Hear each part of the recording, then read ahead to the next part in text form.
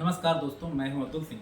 स्वागत है आपका इन्वेस्ट कर लो भाई चैनल में। दोस्तों, आज हम बात करेंगे एसीसी लिमिटेड की, भारत के सबसे पुराने और भरोसेमंद सीमेंट मेकर्स में से एक, जो अब अडानी ग्रुप के अंडर ऑपरेट कर रही है। सीमेंट सेक्टर इंडिया की इंफ्रास्ट्रक्चर ग्रोथ स्टोरी का बैकबोन है और एसीसी का नाम डिकेड्स से इस सेक्टर में क्रेडिबिलिटी और स्केल का सिंबल माना जाता है। लेकिन पिछले एक साल में स्टॉक में शार्प गिरावट आई है, लगभग 27% डाउन, जबकि सेंसेक्स सिर्फ 5% गिरा। आखिर क्यों?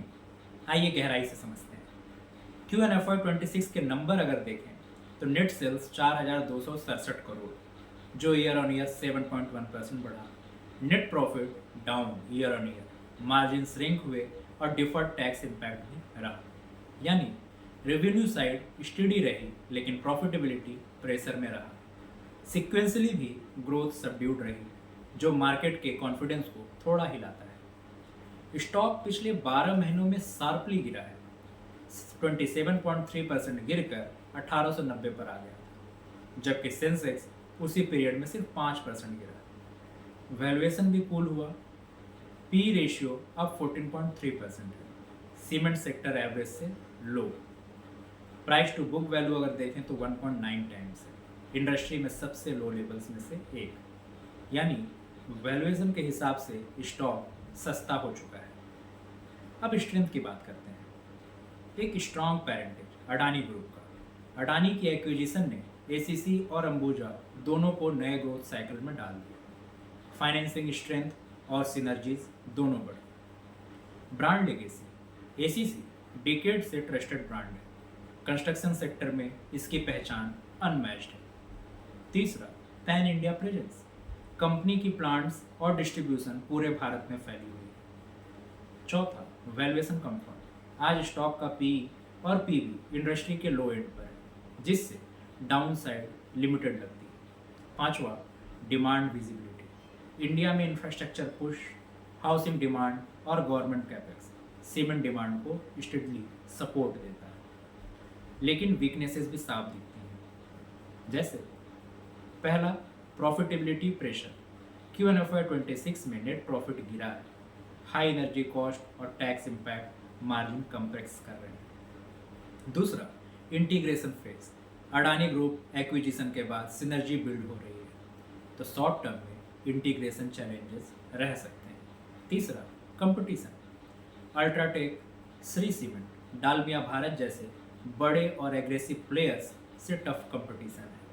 चौथा, साइक्लिकलिटी। सीमेंट डिमांड कंस्ट्रक्शंस और इंफ्रा साइकिल से जुड़ी होती है।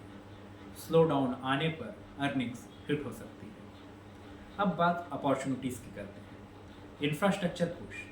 इंडिया में 10 लाख करोड़ से ज़्यादा एनुअल इंफ्रास्ट्रक्चर स्पेंड हो रहा है।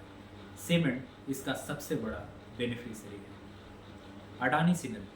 एसीसी को अडानी पोर्ट्स और लॉजिस्टिक नेटवर्क का फायदा मिलेगा, यानी कॉस्ट एफिशिएंसी बढ़ेगी।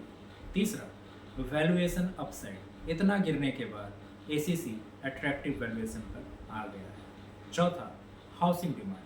अर्बन और रूरल हाउसिंग डिमांड सीमेंट की लॉन्ग टर्म कंजम्पशंस को सस्टेन करेगी। पांचवा, green cement and sustainability. Low carbon cement और ग्रीन इनिशिएटिव्स फ्यूचर में प्रीमियम दिला सकते हैं, पर रिस्क पर भी ध्यान देना जरूरी है।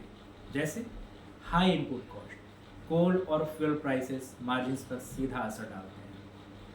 रेगुलेटरी रिस्क, गवर्नमेंट की प्राइसिंग पॉलिसीज और इंफ्रा डिलेज इम्पैक्ट डाल सकते हैं। तीसरा, अडानी ग्रुप का परसेप्शन। ग्लोबल इन्वेस्टर्स अभी भी अडानी ग्रुप कंपनीज पर कॉशियस दिख रहे हैं। चौथा, कंपटीशन प्राइसिंग प्रेशर। इंडस्ट्री में ओवर कैपेसिटी मार्जिन वार क्रिएट कर सकती है।